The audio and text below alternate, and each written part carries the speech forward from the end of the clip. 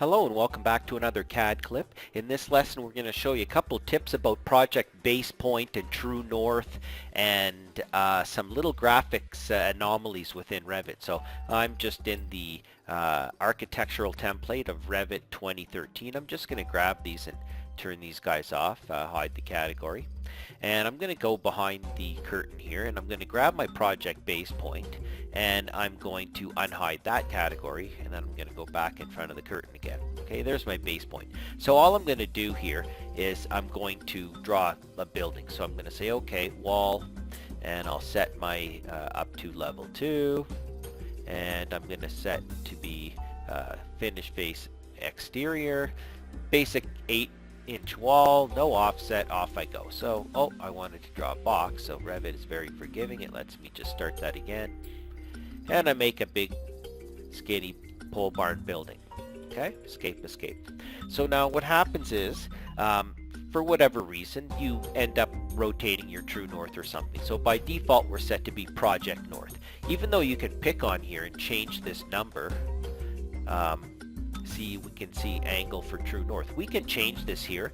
This particular view isn't going to respond until you set that, but we can go ahead and try it. Let's just set this to be 10 degrees.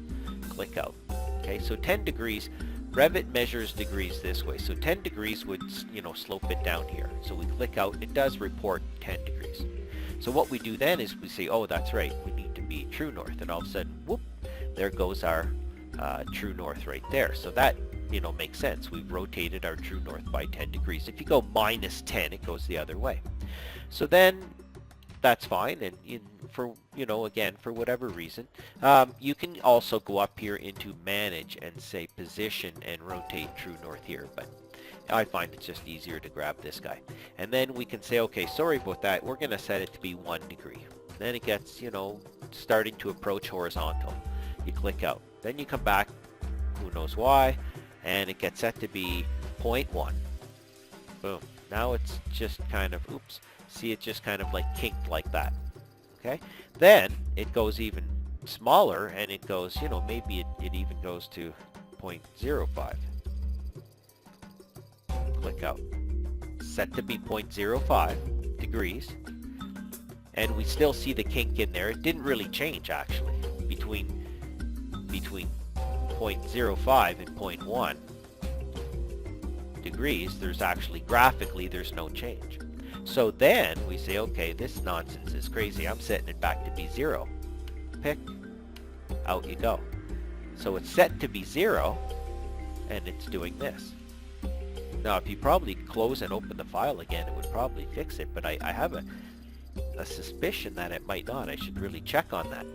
The key is you're here, you're on the job, and you're like, what's going on? So you say, okay, well, I'm just going to draw a reference plane here and get this over with and find out what's going on. So you draw a reference plane from your base point there. Zoom in even just to make sure. You go straight across. You hold the shift key in to make it nice and straight. Click over there. Escape. Pick on here.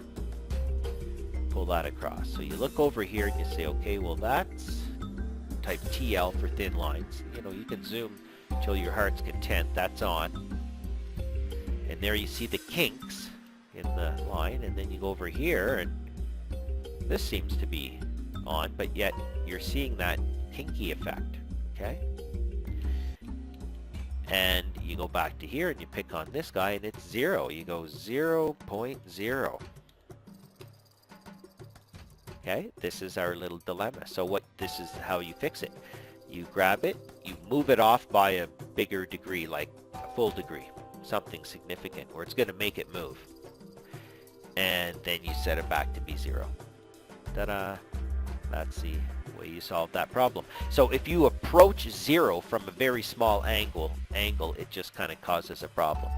So there's a tip for you on the project base point, true north, and some graphic stuff.